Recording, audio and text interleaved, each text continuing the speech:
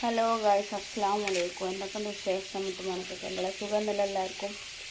പിന്നെ ഇന്ന് നമ്മളിന്നൊരു അടിപൊളി റെസിപ്പി ഉണ്ടാക്കാനായിട്ട് വിചാരിച്ചത് ചിക്കൻ കൊണ്ട് തക്കാളി ഇല്ലാതെ അടിപൊളി റെസിപ്പി. തക്കാളിക്കൊക്കെ ഭയങ്കര വിലയല്ലേ, അപ്പോൾ തക്കാളി ഇല്ലാതെ ഉള്ളി ഇല്ലാതെ ഒരു അടിപൊളി ട്രിക്ക് കേട്ടോ. ഈ പച്ചമുളകില്ലേ, അത് നമ്മളെ പുരയിലുണ്ടായ മുളകാട്ടോ. ഇത് ഇതിനേക്കാളും വലിപ്പമുള്ള മുളകാണ്. ഇപ്പം മഴയോണ്ട് എന്താ അറിയില്ല, ചെറുതായി വന്നു. അപ്പോൾ അങ്ങനെയൊക്കെയാണ്. എല്ലാവരും ഉണ്ടാക്കി നോക്കണം. നമ്മൾ ഉണ്ടാക്കി കാണിച്ചു തരാം.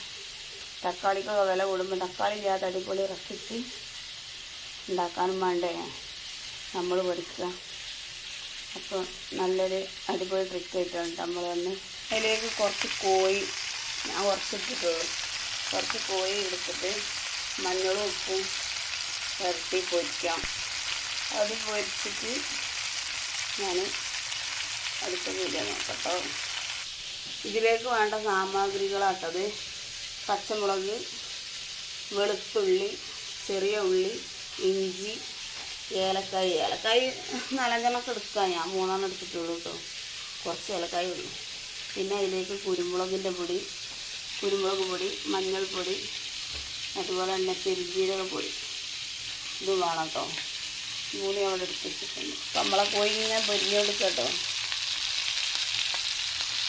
അപ്പോൾ വെളുത്തുള്ളിയും ചെറിയ ഉള്ളിയും ഇഞ്ചും ഏലക്കായും ചേർക്കട്ടെ കേട്ടോ. പച്ചമുളക് മുറിച്ചിടും വേണം.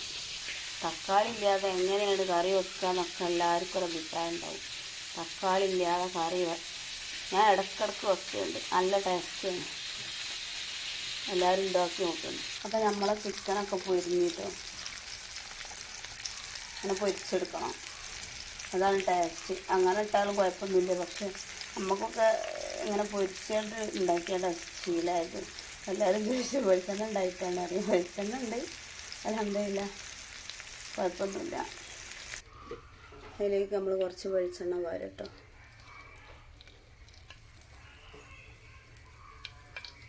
വെളിച്ചെണ്ണ വാങ്ങണം. ഇതെന്താ മഞ്ഞ കളറൊന്നും ചോദിക്കണ്ടത്.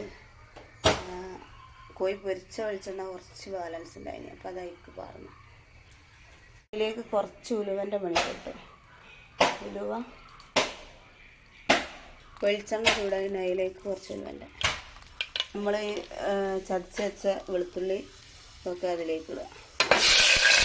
അതിലേക്ക് ഇട്ട് ചുമന്ന് ഇങ്ങനെ വരുവോളും കുറച്ച് നേരം ഇളക്കി കൊടുക്കുക.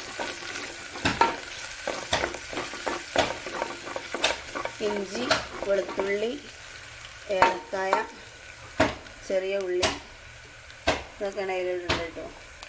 ഞാൻ ആദ്യം കാണിച്ചു തന്നല്ലോ. ഇത് ചുവന്നിങ്ങനെ വരുമ്പോൾ അതിലേക്ക് നമ്മളെ വെല്ലുള്ളി ഇടണം. ഞാൻ 3 വെല്ലുള്ളിയാണ് എടുത്തത് കേട്ടോ. കൂടുതൽ ആളുണ്ടെങ്കിൽ ചിക്കനും കൂടുതലെടുക്കുക, വെല്ലുള്ളിയും കൂടുതലെടുക്കുക. ഞാൻ വെല്ലുള്ളി അതിലേക്ക് ഇടണേ.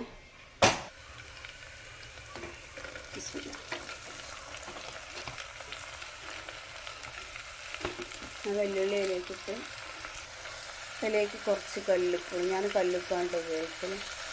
കുറച്ച് കല്ലുപ്പും ഇടണം. ഉള്ളി വേഗം വാടി കിട്ടും. ഇനി നല്ലോണം ഇളക്കി കൊടുക്കും.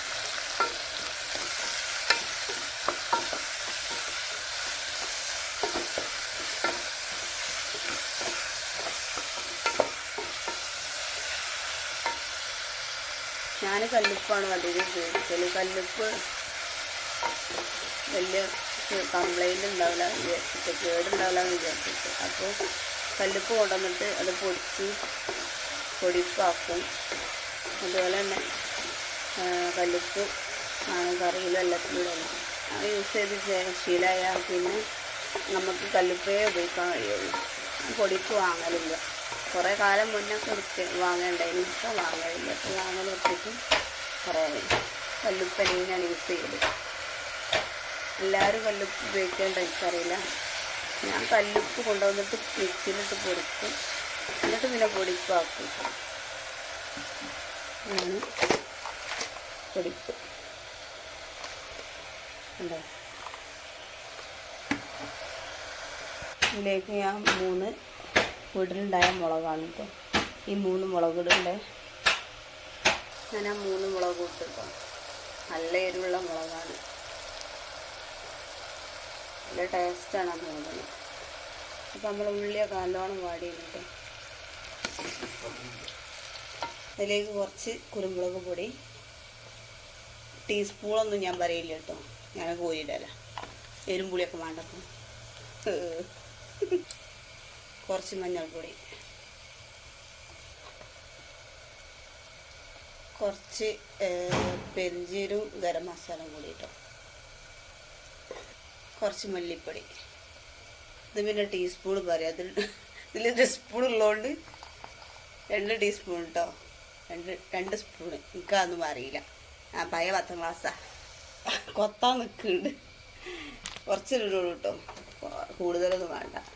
അധികം ടേസ്റ്റ് കൂടിയൊക്കെ തിന്ന് തീർത്താലോ പണിയാവും. ഇവിടെ ഇളക്കട്ടെ, ഇനി നന്നാക്കി ഇളക്കി കൊടുക്കട്ടോ. ഉള്ളിയൊക്കെ നല്ലോണം വാടി, തക്കാളി ഇല്ലാത്ത റെസിപ്പിയാണ്. എല്ലാവരും ഉണ്ടാക്കി നോക്കണം കേട്ടോ, നല്ല ടേസ്റ്റാ.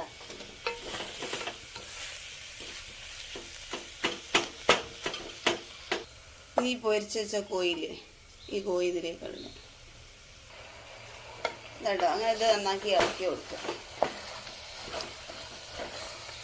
ചിക്കൻ മസാല, പെരിഞ്ചീരം, ഗരം മസാല ഒക്കെ കുറച്ചിട്ടാൽ മതി.